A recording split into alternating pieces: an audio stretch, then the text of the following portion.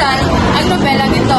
Pero bakit parang hindi pa rin tayo nakakailis sa mga problema ang kinakaharap ng mga karakter? Ngayon, kasama ko ang aking mga kaibigan para talakayin ang 4 na mahalagang issue.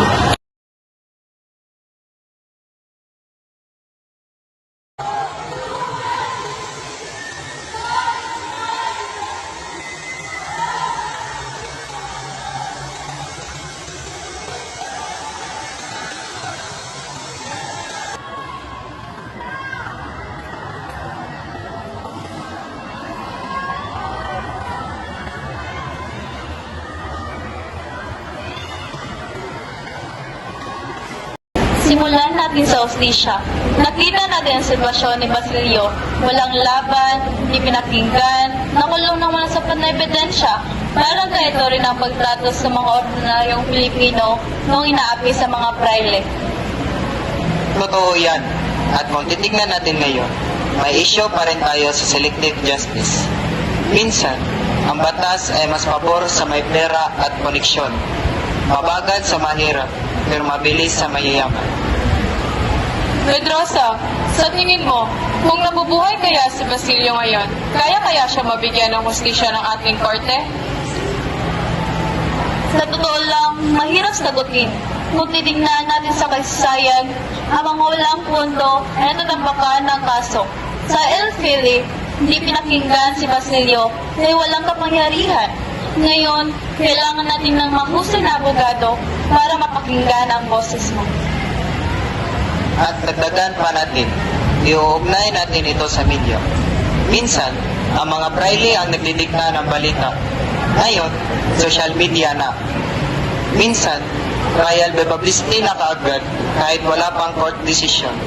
Ang tanong, para kanino ang hustisya?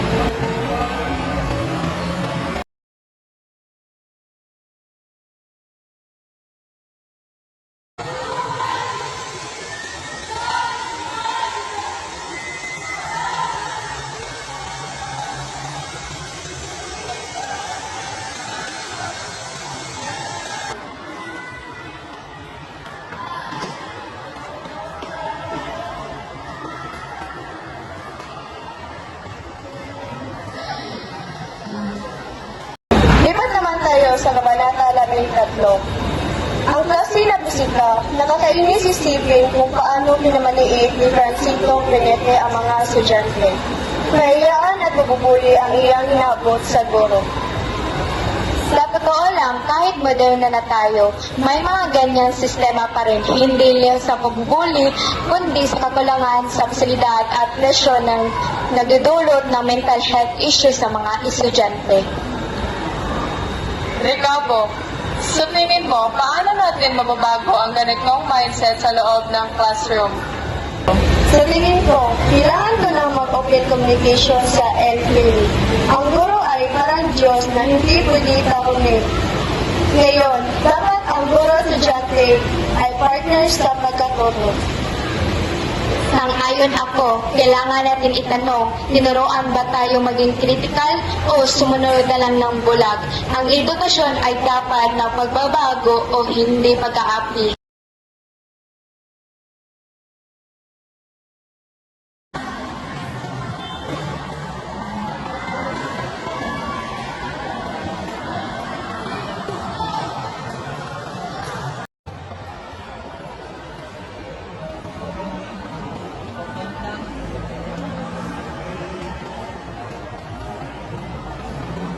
Alala niyo ba si Don Custodio, yung mahilig mag-utos at gumawa ng desisyon, pero wala naman talagang malalim na plano. Ang goal lang niya ay mukhang may ginagawa. Parang laptop lang yan sa mga gobyerno. Minsan marami silang paperworks at personal. Pero ang totoo, pang sarili lang nilang inuuna pag na sila sa pwesto. Kabaldana, sa tingin mo ba dapat maging mapanganas ang mga kabataan sa pag-audit ng mga proyekto ng gobyerno? Eksakto! Yun ang koneksyon ni Don Custodio. Kailangan nating maging watchful ng bayan. Nakaka-frustrate nga na sila dapat ang nangungulo, ngunit sila pa ang nagiging hadlang. Dapat lang, huwag tayo maging higas ng pugon. Maraming project na biglaan lang nawala pagtapos ng eleksyon.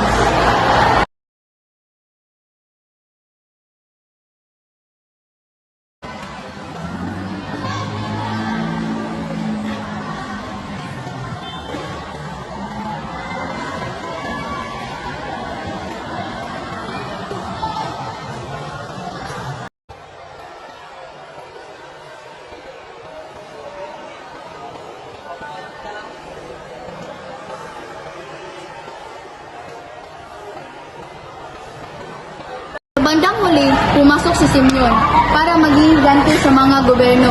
Gusto niya gamitin ang apoy para linisin niya ang lahat. Pero sinagot siya ni Padre Florentino na hindi dahas kundi edukasyon at pag-asa. Mas mahirap ang reforma pero ito ang pundasyon na tatagal. Roldana at Gilyong, kung kayo ang pagpiliin, ano ang unang hakbang sa isang estudyante katulad natin na magsimula ang tunay na reforma? Para sa akin, ang unang hakbang ay alaman natin ang totoo. Huwag tayo maniwala agad sa mga fake news. Tama. Ang pangalawa ay ang paggamit ng boses. Hindi kailangan ng dahas. Ang kailangan lang ay ang matapang na paninindigan at edukasyon.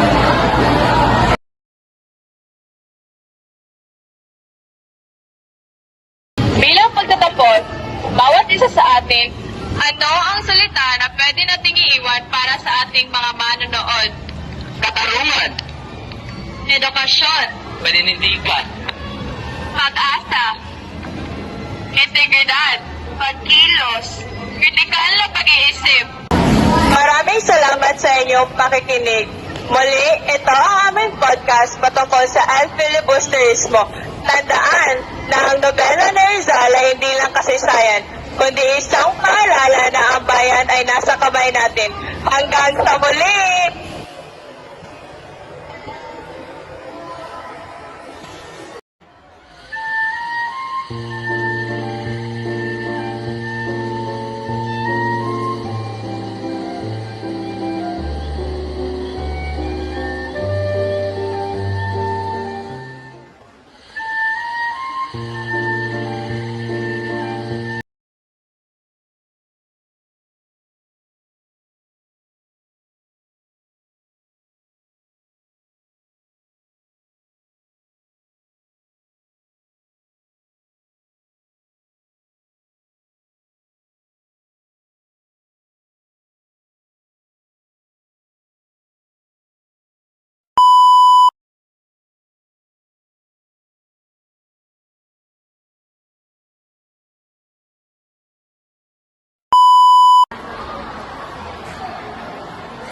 Istorya lang, istorya.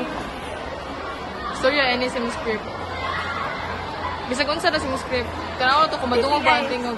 Titingnan natin sa... Ay, isa to. Wait lang. Isa to, wait lang. Ay, simulan natin sa official. Nakita natin ang sitwasyon ni Basilio. Wala.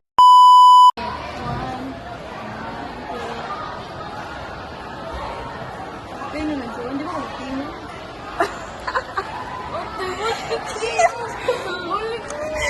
Dali. 1, 2, 3, go. Simulan natin sa hostisya. Nakita natin sa... Simulan natin sa hostisya. Nakita natin ang sitwasyon ni Basilio. Walang laban, hindi napingga. No?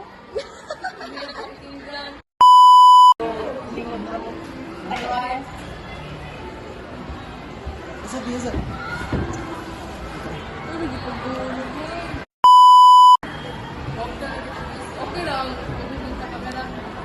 Okay. Simulan natin sa hostisya. Nakita natin ang sitwasyon ni Basilio. Walang laban, hindi napakinggan, nakulong na wala sapat na ebidensya. Parang ganito rin ang pagtato sa mga ordinaryong Pilipino noong inaapi sa mga praile.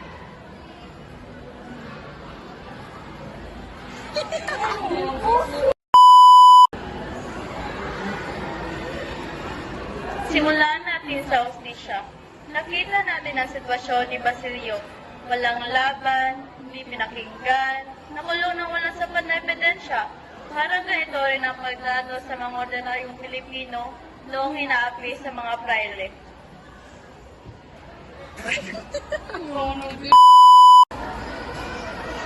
Simulan natin sa Osmisya.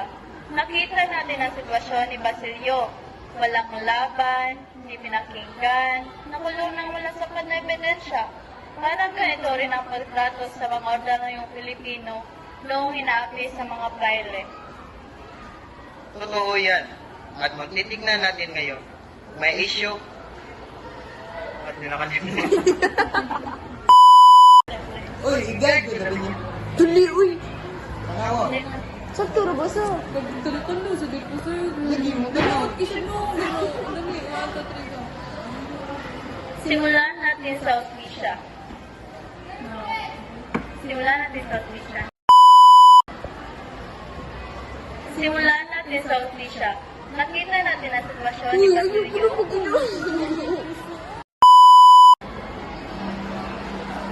Isorti ba natin? Balikan. At dagdagan pa natin. Iuugnay ang natin. Dito naman tayo sa kabanata 13. Lipat naman tayo sa kabanata 13. Ang klase na bisikla, nakakainis si Stephen kung paano minamaliit ni Francisco Benete ang mga estudyante. Kailaan at pagbuli ang inabot niya sa guro. Sa totoo lang, lipat naman tayo sa kabanata 13. Ang klase na bisikla, nakakainis si Stephen kung paano minamaliit ni Francisco Benete ang mga estudyante. Kayaan at pagbubuli ang iyang inaabot sa guro. Sa totoo lang,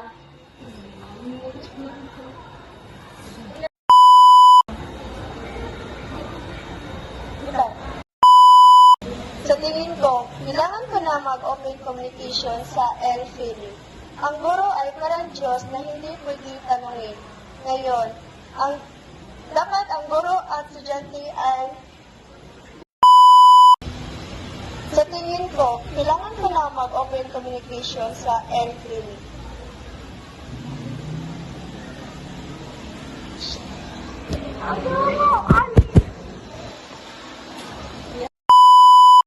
Sa tingin ko, kailangan ko na mag-open communication sa LFILI. Ang guro ay parang Diyos. Yun lagi. Hello. Hello, hello.